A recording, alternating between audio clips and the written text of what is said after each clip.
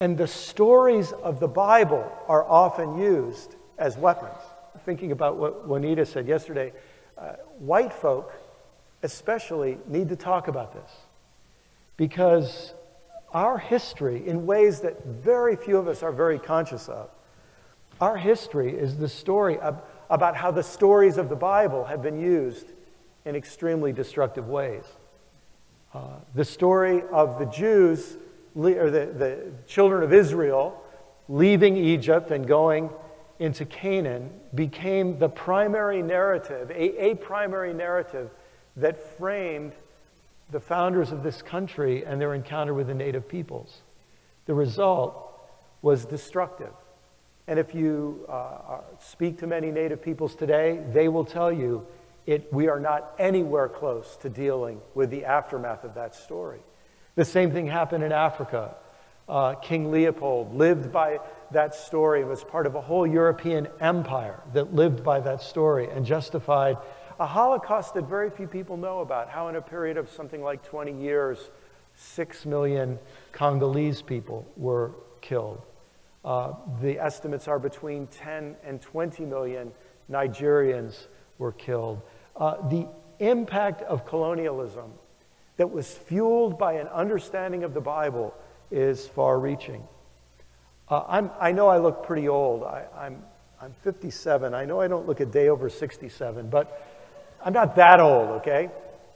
And when I was a boy in Sunday school, white church, I remember my Sunday school teacher teaching us from Genesis chapter 9, the curse, then they called it the curse of Ham. Now it's called the curse of Canaan. It was not a curse on pork products. It was a curse on one of Noah's sons. And we were taught, because of that verse, that I remember my Sunday school teacher very sincerely telling us, it's a sin to date a person of another race, because to marry them would be a terrible sin. Well, the impact of an interpretation of a story of Noah getting drunk and his son has resulted in, and has been used to justify unjustifiable things. And if white folk want to just say, oh yeah, that's all in the past, that's just a sign of how blind we are to white privilege and the aftermath of racism and how our Bible has been used as a weapon. If you ever get to South Africa, you'll discover that the whole system of apartheid was designed in the 1950s and 1960s in a seminary in South Africa, in Stellenbosch. And it was theologically justified from beginning to end. It became a political system after it was presented as a theological system. And one of the reasons that Dr. King has been so important in American history, and I think will be for centuries to come, is that he used the same Bible that had been used to justify racism and oppression and segregation. He used the same Bible to tell stories that led to reconciliation and peace and a new dream. Amen?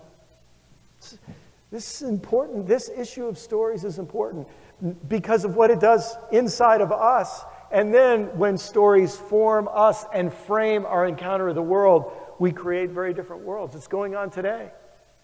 You ever spend any time in Israel? Please, if you go to Israel, please don't go on a religious tour where you see the holy sites of the Holy Land without seeing the unholy sites in a land filled with a lot of unholy stuff going on. Understand that stories from the Bible are being used today in frightening ways. For example, the story of Samuel and Saul in 1 Samuel 15, where Samuel was commanded to go and attack Amalek, utterly destroy all they have, do not spare them, but kill both man and woman, child and infant, ox and sheep, camel, and even donkeys. And of course, I grew up hearing these Bible stories, never knowing that this text was used by Catholics in the 30 Years' War to justify killing Protestants, and by Protestants in the 30 Years' War to justify killing Catholics across Europe.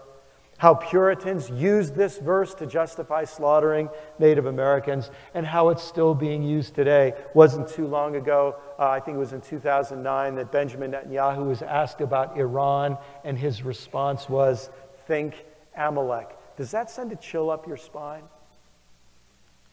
Stories frame us. There's been a lot of controversy about an evangelical organization that my children benefited from. Some of you might be involved with it. Child Evangelism Fellowship uses that story of Saul and Samuel and killing the Amalekites to tell children how they ought to obey God.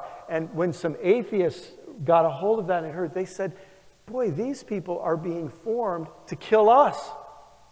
And they got a little nervous, and I can see why. So stories have a powerful, powerful effect. And I think we have some serious work to do in this regard, brothers and sisters. You know, some theological problems are modular. You can take out your eschatology unit and plug in a new one. You can take out your theory of atonement unit and plug in a new one. But some of our theological and spiritual problems are systemic. And you can't just change a unit. Something deeper has to happen. And I think that that is part of our struggle. It's an especially important struggle for white Christians of European descent who've inherited a history that we didn't make happen, but we inherited it. And in some ways we now run the machinery of. We have some work to do on how we look at the biblical text and understand story. And I especially think this is important in regards to the big story that a lot of us assume is the biblical story. Now, it was mentioned before, I was an English major, and I taught college English. And one of the things we used to learn how to do is draw plot diagrams. And one day I was sitting in a coffee shop with a friend, and I tried to draw the plot diagram of the Bible that I had been taught. And I'm going to guess that a whole lot of you, when you see this, you can fill in the names, right? You know, this is the story of the perfect Garden of Eden, the fall into a fallen history, and eventually there'll be salvation to heaven, and if it doesn't go so well, to hell. And I'll just tell you, maybe you weren't raised with this, but I was raised, this was the biblical story. Can I tell you, it's interesting, you'll never find the word "the fall" in the Bible.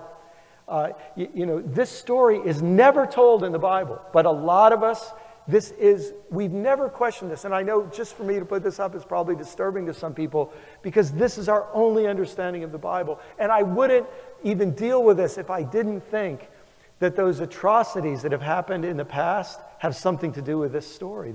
This story framed and formed us and empowered us to do some pretty scary things. And the terrible thing is, even worse things could happen in the future if we don't have some serious reconsideration of our story.